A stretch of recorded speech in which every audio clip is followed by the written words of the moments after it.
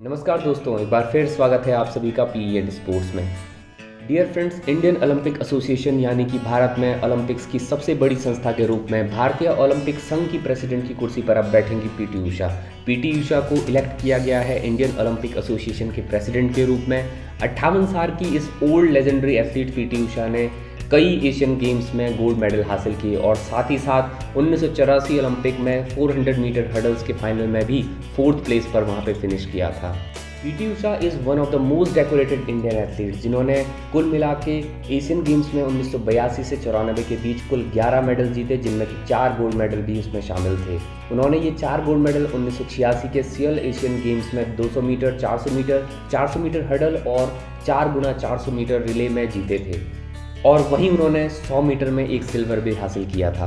दोस्तों, पीटी उषा ने ओलंपिक जैसे मेगा इवेंट में भी अपनी छाप छोड़ी है, जहां पे उन्होंने 4th पोजीशन पे फिनिश किया था और 400 मीटर हर्डल्स की रेस में वे सिर्फ 1/100 मार्जिन से रह गई थी, वरना पोडियम फिनिश भी वो कर जाती।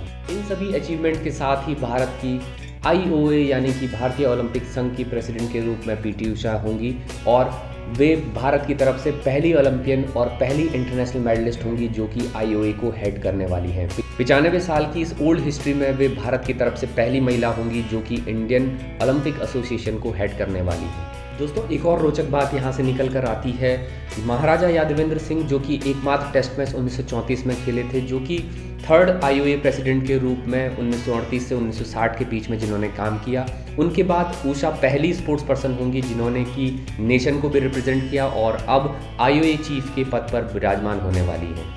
दोस्तों, पीटी उषा को बीजेपी जो कि रूलिंग पार्टी है, उन्होंने पहले ही राज्यसभा मेंबर के रूप में नॉमिनेट किया था और लगातार ये कयास लगाए जा रहे थे कि डॉक्टर नरेंद्र रूप भत्रा के हटने के बाद से IOC की खाली कुर्सी पर पीटी उषा को शायद इलेक्ट किया जाए।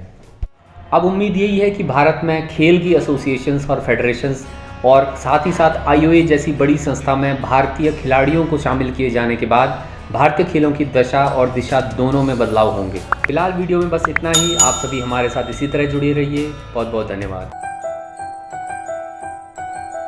Welcome to PN Sports Channel. Be dynamic.